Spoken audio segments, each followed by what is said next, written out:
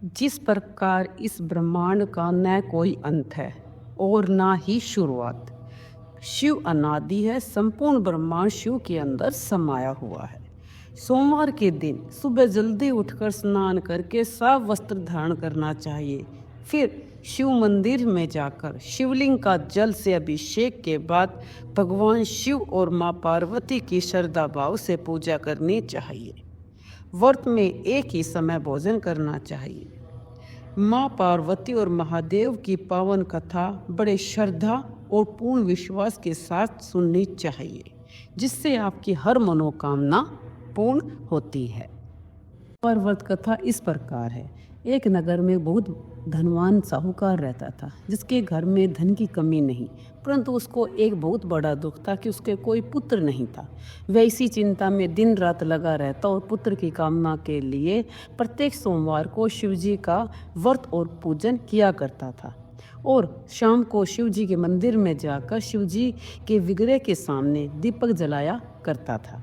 उसके उस भक्ति भाव को देखकर एक समय पार्वती जी ने शिवजी महाराज से कहा, महाराज यह साहूकार आपका अनंत भक्त है और सदैव आपका व्रत और पूजन बड़ी श्रद्धा से करता है, इसकी मनोकामना पूर्ण करनी चाहिए।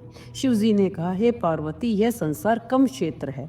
किसान खेत में जैसा बीज बोता उसको वैसा ही फल काटता है।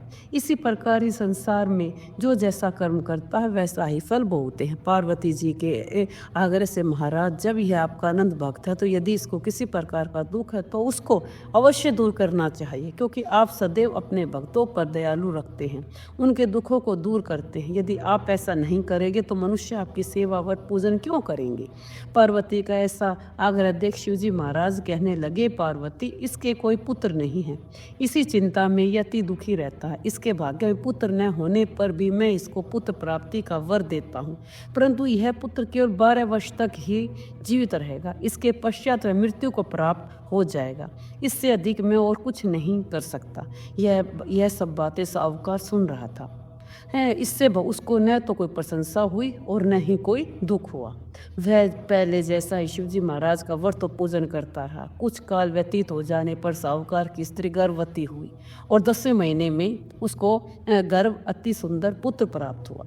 साहूकार के घर बहुत खुशी मनाई गई, परंतु साहूकार ने उसकी केवल 12 वर्ष आयु जानकर अधिक प्रशंसा प्रकट नहीं की और न ही किसी को भेद बताया। जब वह बालक 11 वर्ष का हो गया तो उस बालक की माता ने उसके पिता से उसका विवाह आदि करने के लिए कहा, तो वह साहूकार कहने लगा, अभी मैं इसका विवाह नहीं करूंगा, अपने पुत्र को काशी जी पढ़ने के लिए भेजूंगा। फिर साहूकार ने अपने साले अथवा बालक के मामा को बुलाकर उसको बहुत सा धन देकर कहा, तुम इस बालक को काशी में पढ़ने के लिए ले जाओ और रास्ते में जिस स्थान पर भी जाओ यज्ञ और ब्राह्मण को भोजन कराते जाओ।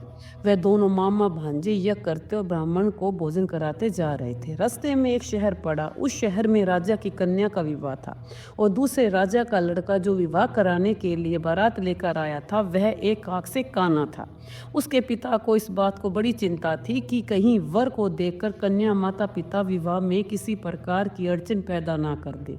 इस कारण जब उसने अति सुंदर सेठ के लड़के को देखा तो मन में विचार किया, क्यों न दरवाजे के समय इस लड़के को से मैं वर का काम करा लिया जाए।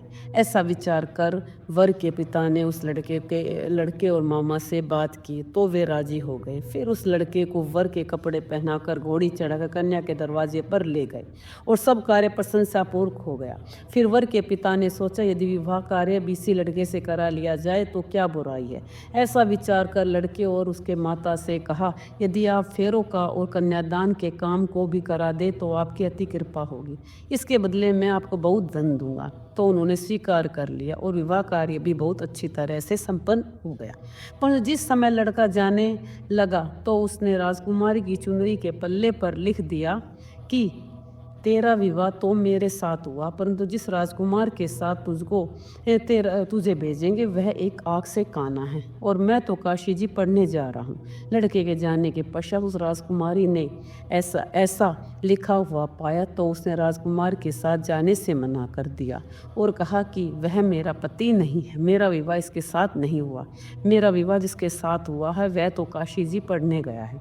राजकुमारी के माता पिता ने अपनी कन्या को विदा नहीं किया, बारात वापस चली गई।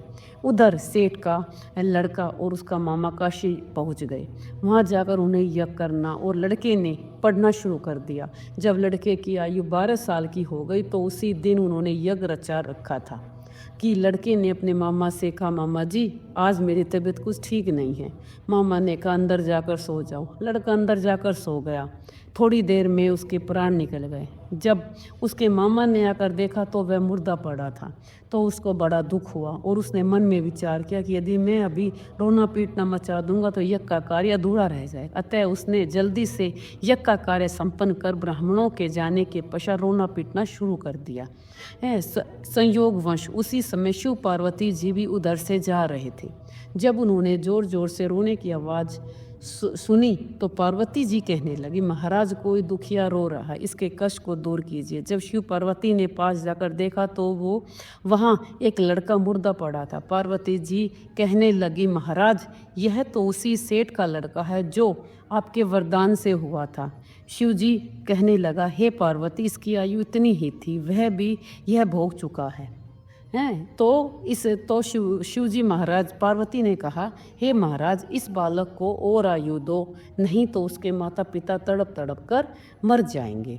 पार्वती जी के बार बार आग्रह करने पर शिव जी ने उसको जीवन वरदान दिया और शिव जी महाराज की कृपा से लड़का जीवित हो गया।